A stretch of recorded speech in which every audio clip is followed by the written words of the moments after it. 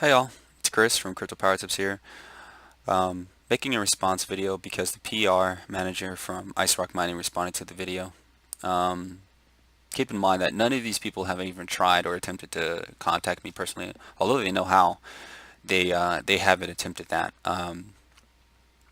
They just have this sort of policy where they don't answer or discuss negative questions in their social medias and specifically their Telegram, and they prefer to ban people instead. So they'll kick you out of the group depending on the questions that you ask, and so you end up having to do your information on your own. And um, they respond to the video though, so it seems their policy permits them to respond to videos, but text questions, depending on the nature, will get removed and deleted from the Telegram. And they didn't just ban me, by the way. They banned like 25 other people. Some of those people asked why I was banned, and then they got banned. Some of those people asked similar questions that I raised in this video, and they got banned.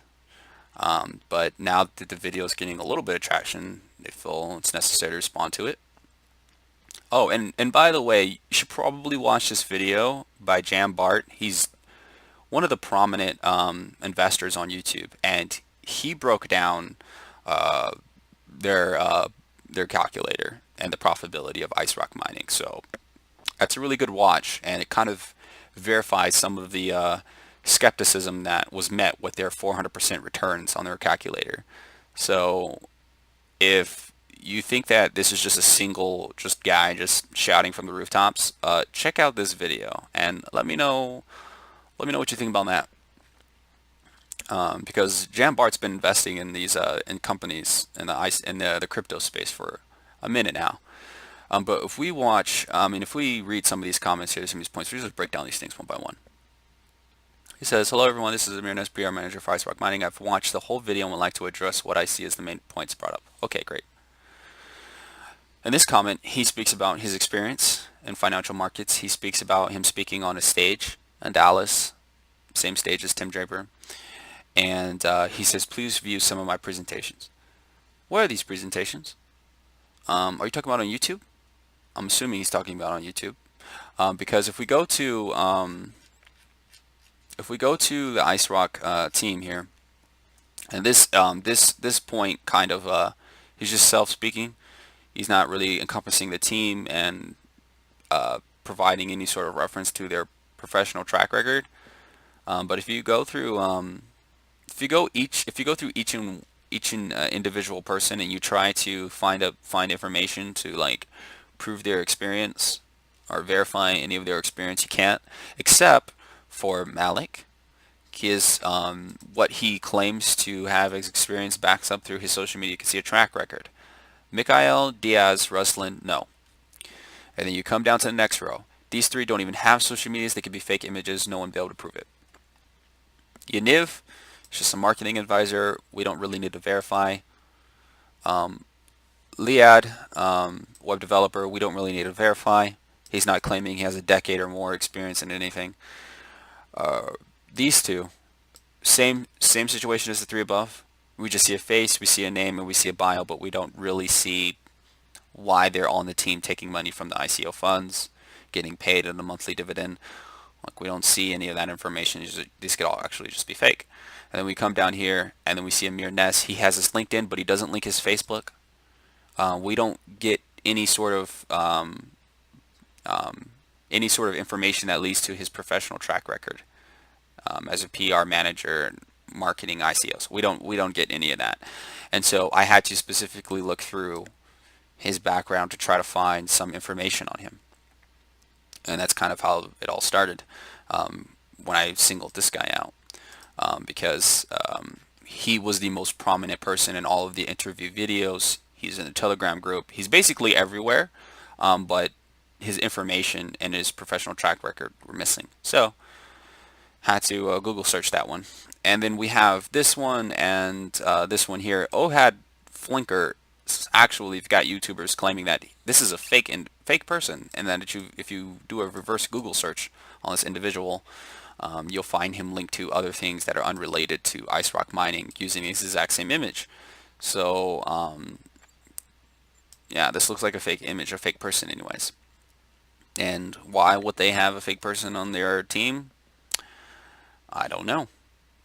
I believe Hadar is real. I don't know his amount of experience though, because the same situation with Hadar is much like the rest of the team. They don't really have social medias to back up their professional work history, and that's basically the problem with the team. Like, if the team was strong, you'd be able to see social media accounts looking back the amount of years that they've been working in a particular field.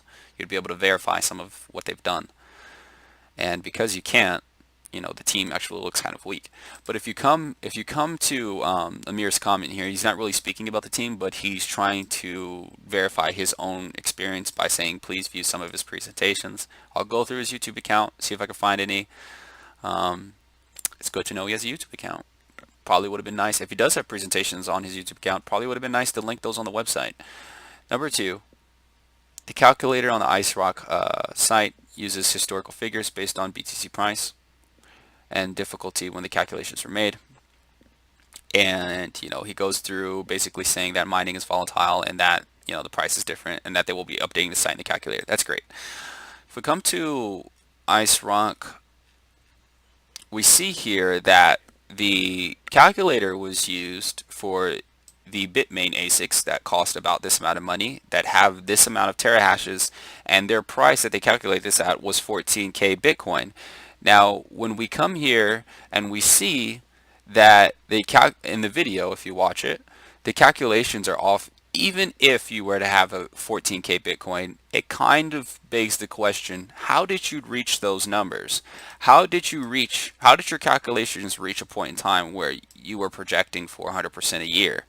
What was the recipe for that calculation? That's what we're really trying to figure out here, because everyone seems to say, not just myself, but other YouTubers seems to say that 400% a year is not possible with ASICs. But it could be just my opinion. Maybe I'm crazy. But we go down to the third one. He says, Blockdesk is my marketing division set up especially for IceRock. We got so busy with IceRock, I just migrated over and don't use Blockdesk that much anymore. Nonetheless, there is nothing wrong with that, and all people involved with me are working on IceRock. So in this comment, I believe he's verifying that Yaniv and Liad are part of his team. That's how I take this comment, because on Blockdesk, the same. Those two members are over there as associates for that company. So the only reason why I even found this is because I was Google searching Amir Ness and trying to find any professional work history he had, him being kind of like the face of the company, just looking for information. And he's verifying that they're on his team. And there's nothing wrong with that, but when you have so many questions, it could be good or it could be bad, and you don't answer those questions, you just leave people to speculate. Unfortunately, that's their policy, their company, that they don't answer certain questions.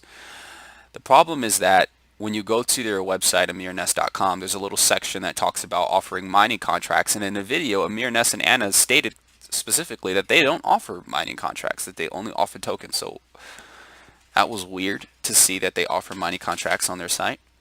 Blockdesk, which is amirness.com, feel free to look that up. It's in the description of this video. You can find a link here. You can see I'm talking about it here. Number 4 says, yes, I am Jewish. I live in Israel. You made reference to being Jewish many times. Yes, I did make references to you being Jewish. Not that it matters to anyone.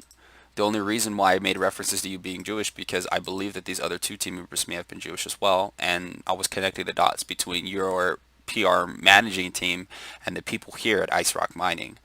And people knowing whose company these individuals came from, that's going to be important to some people who invest with you.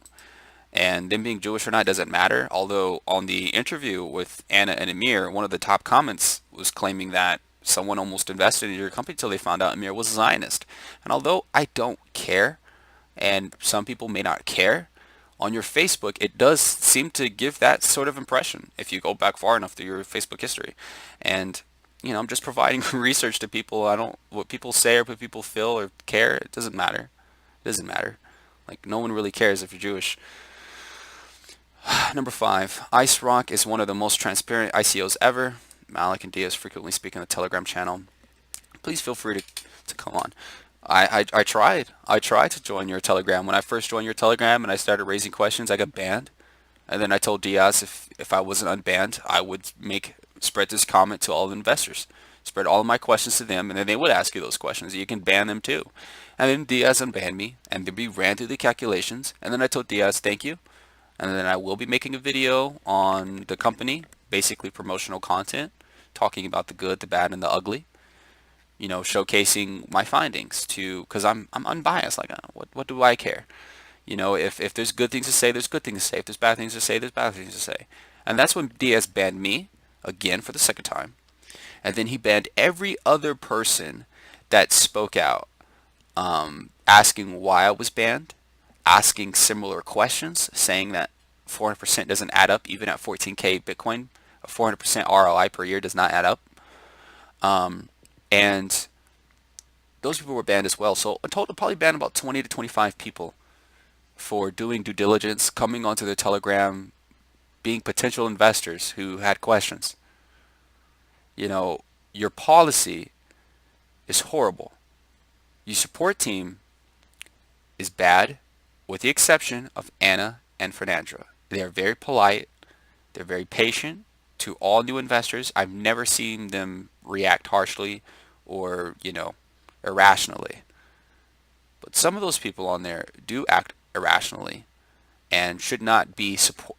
I don't really even believe that some of those people who are on the support team have any support experience because they don't act like they do. And most of the stuff that I talk about here wouldn't even be talked about on YouTube. We could have just answered these questions in a FAQ video on your personal channel. Like, yeah, I would ask you some hard questions, but at least you can have some control over the narrative. When you have people talking about you and you exclude them from the group and they still talk about you and then you join back into their sphere so that you can add your commentary, I think that goes to show that your practices, that your policy is broken.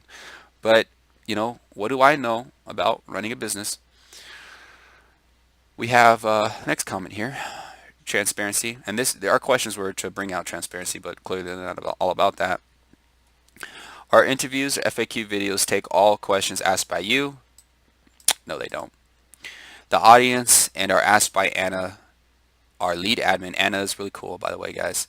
I am always happy to take any questions. You could submit them to us on Telegram and they will be answered in the next FAQ video. Okay, this is how things should have gone. I shouldn't have been banned for asking questions. You guys should have just taken my questions and said, cool, we'll leave these up. If anyone else has questions, we'll all pull together these questions and we'll put them in a FAQ video. No, we're going to delete these questions. We're going to ban anyone who asks about them, and we're just going to shuffle it over to the rug.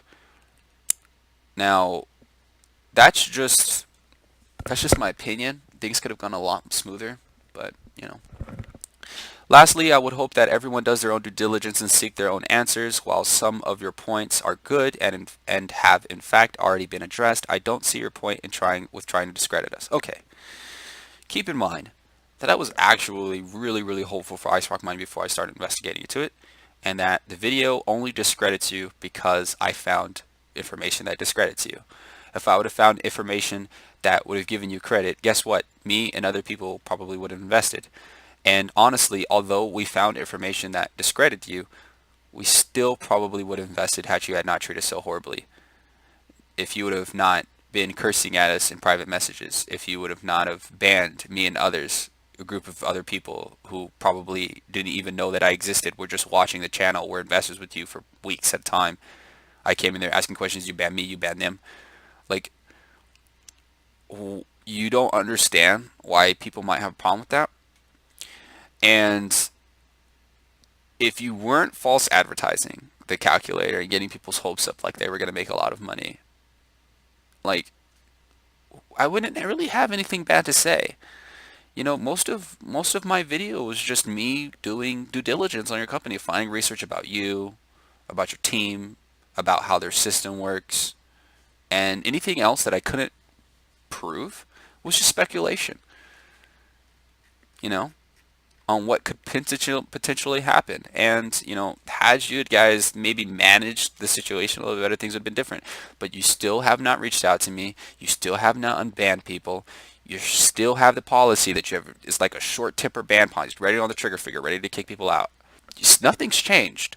If you go into their Telegram right now and you start asking some of the questions in this video, you will be banned by day's end. I guarantee it. Hadar or someone will hop in there and say, look, you're testing my patience. You're asking too many questions. You're about to get banned. Don't ask these type of questions here. We'll get someone official to come in here and talk about this stuff. And that's it. They abruptly end dialogue in there. And it's like hostile. It's like some weird, I don't know, like Nazi Germany, no open dialogue type setup in their Telegram. I don't understand it. But I'm glad that he watched the video and responded. That's cool. It sucks that Amir had to come out of the Ice Rock mining space to respond to comments here. He could have just private messaged me. They have my username. They know how. I give them full access to get in contact with me.